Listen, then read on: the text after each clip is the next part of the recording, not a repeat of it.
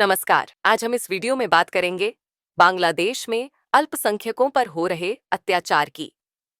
भारत के विदेश मंत्रालय ने बांग्लादेश की सरकार को हिंदुओं के खिलाफ हमले पर बांग्लादेश के आतंकी संगठनों पर सख्त कार्रवाई करने को कहा।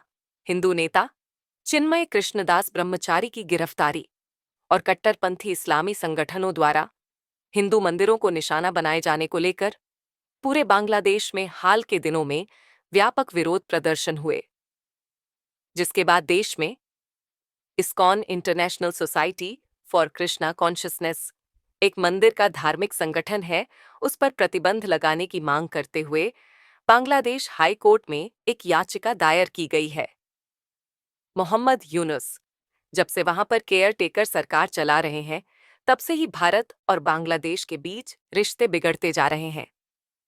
इसके पीछे की वजह है कि भारत ने जो भी आतंकवादी संगठन बांग्लादेश से भारत में आतंक फैला रहे थे, उनको शेख हसीना की सरकार ने प्रतिबंधित कर रखा था।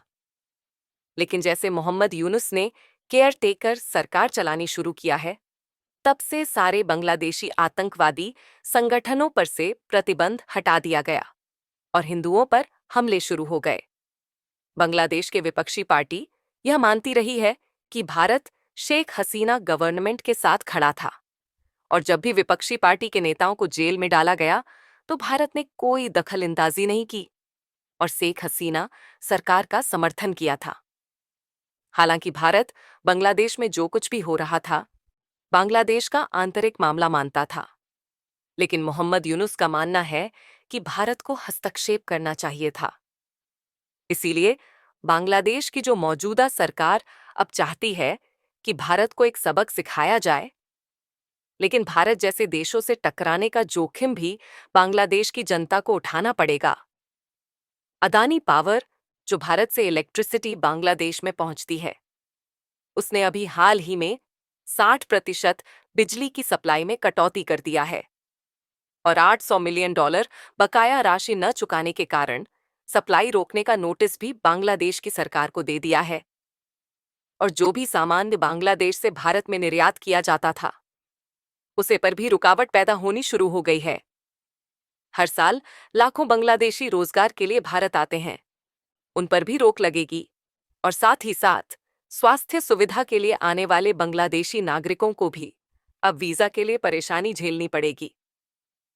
भारत नहीं चाहता कि बांग्लादेश पाकिस्तान की तरफ जाकर भारत के ही खिलाफ ही अपनी रणनीति बनाए और पाकिस्तान की कठपुतली बन जाए। ऐसा माना जाता है कि शेख हसीना की सरकार के तख्त पलट के पीछे पाकिस्तान की इंटेलिजेंस एजेंसी आईएसआई ने षड्यंत्र रचा था और उसका परिणाम भी अब दिखना शुरू हो गया है। बांग्लादेश के 53 वर्षों इतिहास में यह पहली बार हुआ है कि 11 नवंबर 2024 को पाकिस्तान की मालवाहक जहाज बांग्लादेश की चिटगांव पोर्ट पर जाकर रुकी। यह दर्शाता है कि बांग्लादेश को अब भारत नहीं पाकिस्तान पसंद आ रहा है।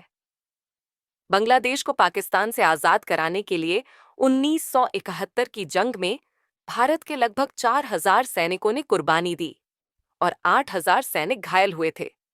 लेकिन आज वही बांग्लादेश भारत से टकराना चाहता है। इसमें अमेरिका का भी हाथ है। जिस प्रकार रूस और यूक्रेन में युद्ध हुआ, यूक्रेन में पहले सत्ता बदली गई, फिर यूक्रेन को नाटो संगठन में शामिल करने का झांसा दिया गया और रूस ने हमला कर दिया। इस प्रकार बांग्लादेश में भी हो रहा है। पहले शेख हसीना का तख्त पलटा गया, फिर मोहम्मद यूनुस को सत्ता में लाया गया और हिंदुओं को टारगेट किया गया, जिससे कि भारत और बांग्लादेश के बीच और तनाव बढ़ जाए और अमेरिका के बनाए चक्रव्यूह में फंस जाए रूस और यूक्रेन का युद्ध। 3 साल हो गए हैं मोहम्मद यूनुस को अमेरिका कठपुतली की तरह इस्तेमाल कर रहा है। अमेरिका भारत को अपने चक्रव्यूह में फंसाना चाहता है, लेकिन अमेरिका को यह नहीं मालूम है कि भारत उससे 2 कदम आगे की सोचने वाला देश है। वीडियो के अंत में आपसे एक विनती है, आपके 1 सेकंड से भी कम समय में सब्सक्राइब बटन दबाने से हमारी बहुत मदद होगी और सच्ची पत्रकारिता करने के लिए हमारा हौसला बढ़ाएगा। Please subscribe this channel. धन्यवाद।